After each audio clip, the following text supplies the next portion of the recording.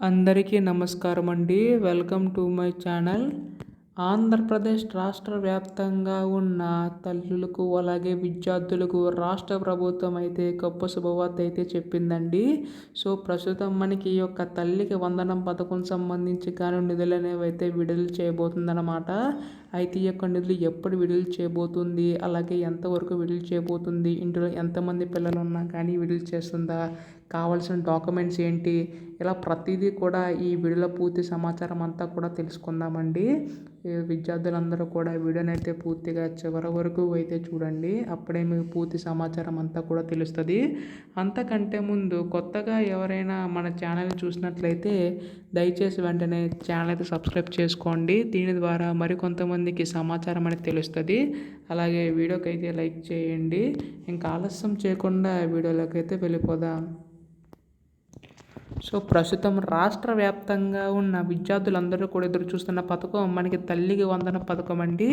అయితే ఇక్కడ మనకి ముఖ్యంగా చూసుకున్నట్లయితే రాష్ట్ర ప్రభుత్వం మనకి ఈ యొక్క తల్లికి వందనం పథకం సంబంధించి గాను ప్రతి ఏటా కూడా 15,000 రూపాయల వరకు కూడా అందిస్తామని చెప్పి హామీ అయితే ఇవ్వడం అయితే జరిగింది కదా. సో ఈ యొక్క నిధులు అందించడానికి అయితే సిద్ధమవుతుందండి రాష్ట్ర ప్రభుత్వం. అయితే ఇది ఇలా ఉంటే గతంలో అమ్మఒడి పథకం కింద అందించేవారు. కాకపోతే మీకు గతంలో కూడా చెప్పినట్లుగానే 13,000 రూపాయలు అనేవో తల్లికి ఆధారపడేవి, మిగతా 2,000 రూపాయలు అనేవి అయితే స్కూల్ మెయింటెనెన్స్ కింద తీసుకునేవారండి. అయితే ఈ ప్రభుత్వం మనకి 15,000 వరకు కూడా జమ చేస్తామని చెప్పేసి అయితే అందనమాట.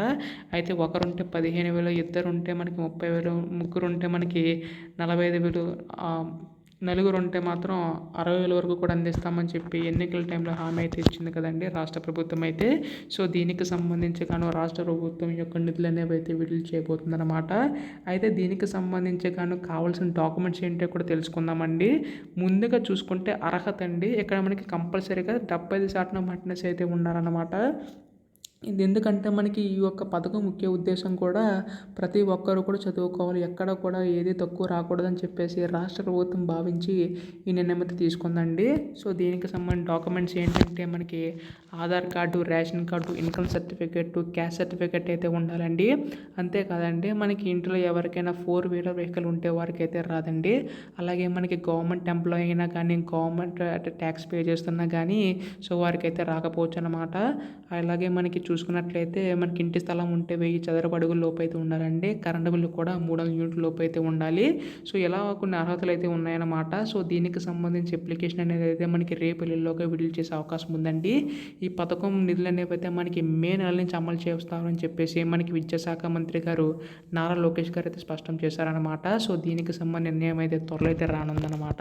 ఇటువంటి లేటెస్ట్ అప్డేట్స్ అన్నీ కూడా మీరు మిస్ కాకుండా తెలుసుకోవాలనుకుంటే ఛానల్ సబ్స్క్రైబ్ చేసుకోండి. ధన్యవాదములు.